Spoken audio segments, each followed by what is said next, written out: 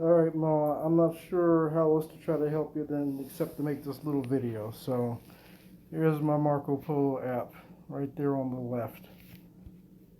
Let me do that. Right there. I'm going to open that up and I'm just going to show you the account setting. These are the two people that I talked to on there, Jordan and Nate. I've got other people on there.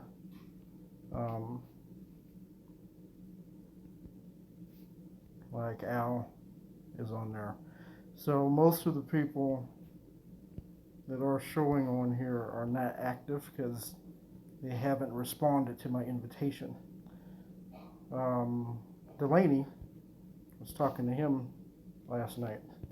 So anyways, I'm going to go here, and you see up at the top where you see my face, and it's got my name and my phone number in there. If I touch that, it shows it's got my name, it's got my email in there.